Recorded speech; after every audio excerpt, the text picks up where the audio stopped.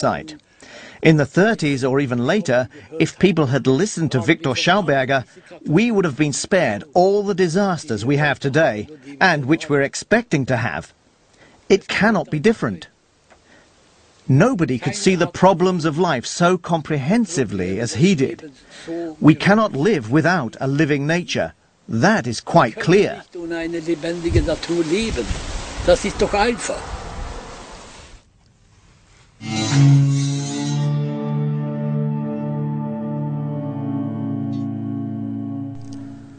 Viktor's son, Walter, was an engineering graduate who tried to put together his father's empirical insights into a mathematical theory. He studied the monochord, a stringed instrument that Pythagoras played to make audible the harmony of the universe. When you cut a string in two, it sounds twice as high. When we now take a third of a string, it sounds 3 times higher. When we divide it into quarters, 4 times higher, and so on. From this pattern, my father, Walter Schauberger, derived his law of sound. For him, it was a universal law, the law of the universe.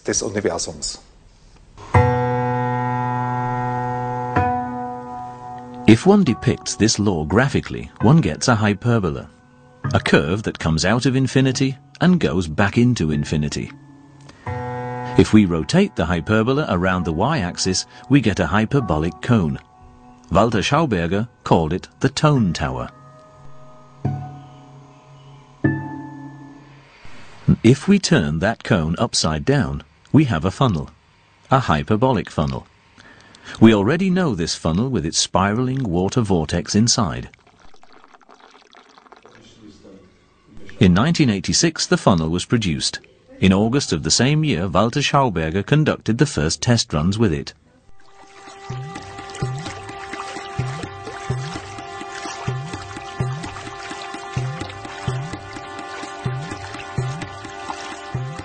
A stable pulsating structure develops out of a wobbling chaos. Walter Schauberger calls this vortex nature's energy program.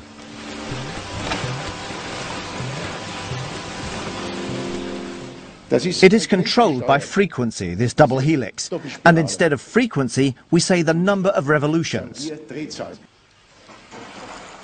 And then it's white at the bottom. Innumerable gas bubbles spiral around the plate in the center, a characteristic energy vortex pattern. In a natural river course, longitudinal vortexes form up like this. Walter's father Viktor declared that this spiraling motion also appears in the three-dimensional helix around a hyperbolic cone. When it is cut along the diagonal, one obtains an oval section plane, which corresponds to a natural egg shape.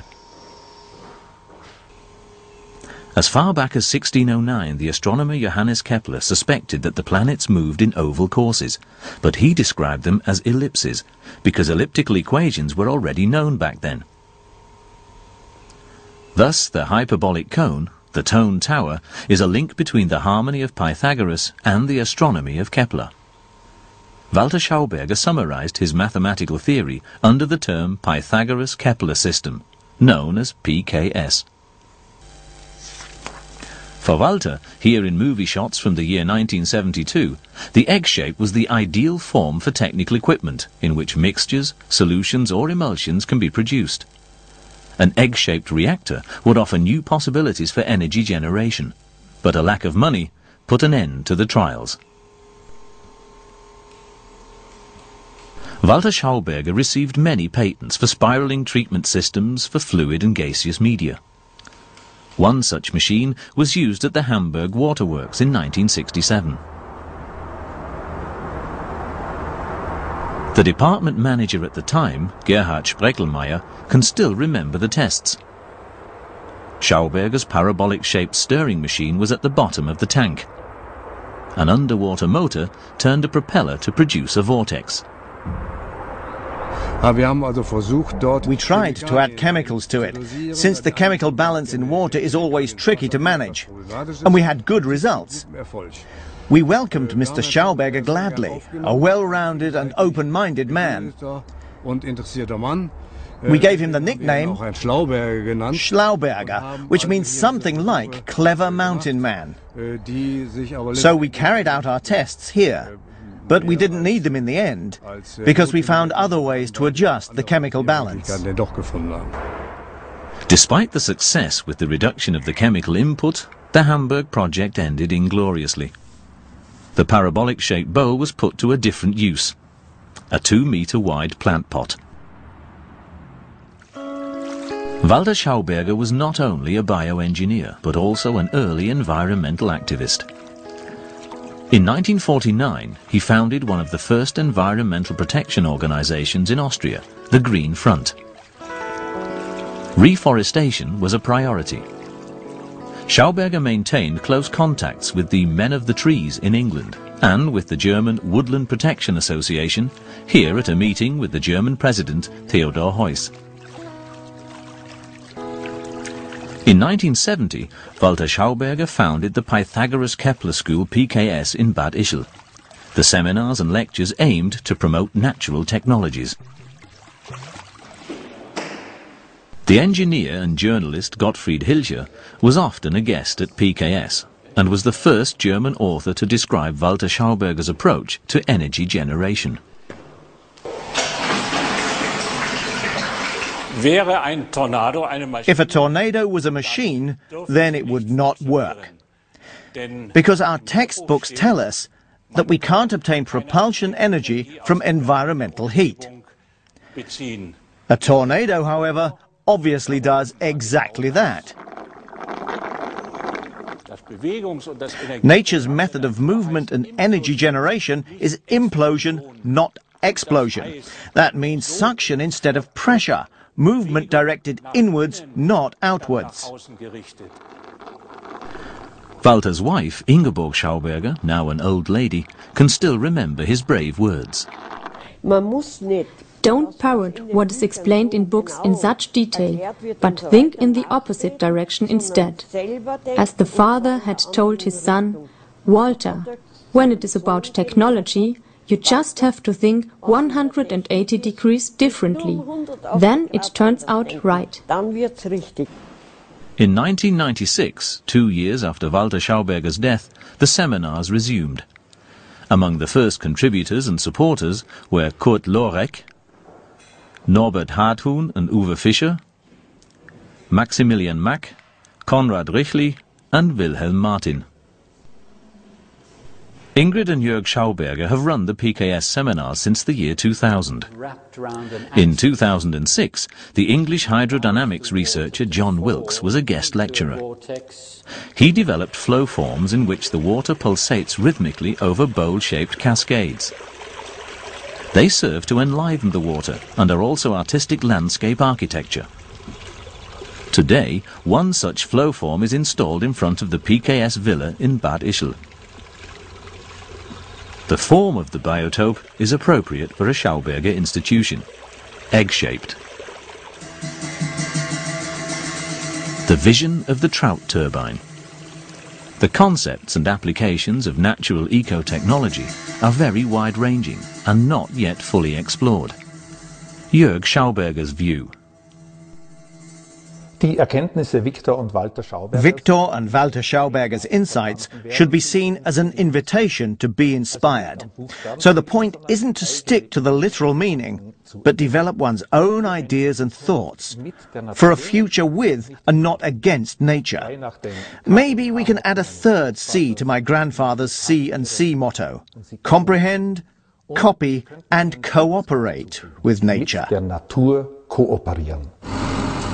Ottmar Grober in Styria has been cooperating with nature for a long time by building his river constructions which protect the riverbanks and vitalize the water at the same time. After he retires, Grober plans to develop a water power turbine. It is to be a bioturbine according to Viktor Schauberger's principles, which achieves a greater energy output without damaging the water and which lets the fish carry on swimming upstream.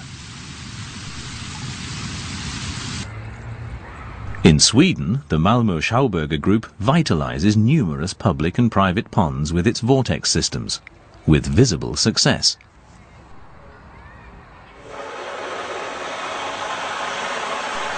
Watrico's new super vortexer adds tiny air bubbles into the water and so produces almost the contrary of fog.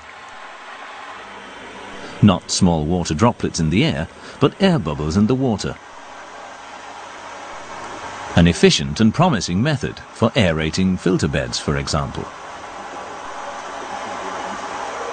The Association of Implosion Research is going to conduct further repulsing tests with catalysts such as silica gel.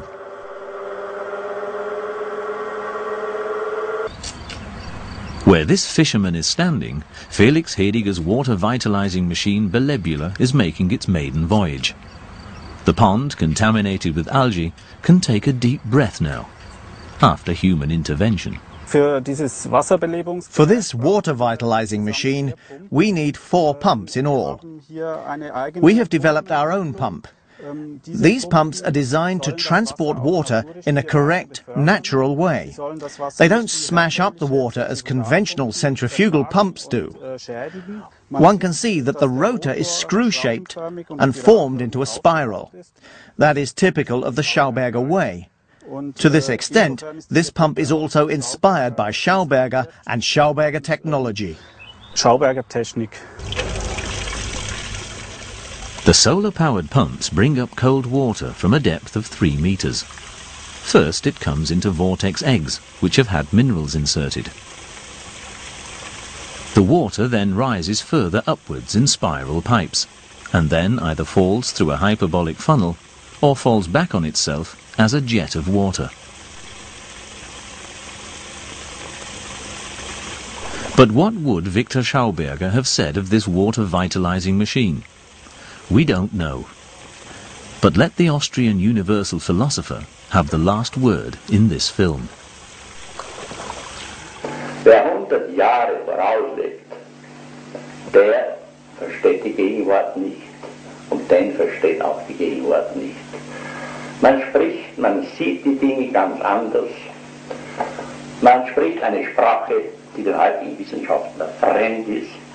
Und nun stellt sich im Laufe der Jahre in etwa so ausgereift, dass wir nun vor einer Alternative stehen, die wirtschaftlich, politisch, sozial und so weiter ungeheure Ausmaße annimmt. Ich behaupte sogar, dass das neue Entwicklungszeitalter auslöst.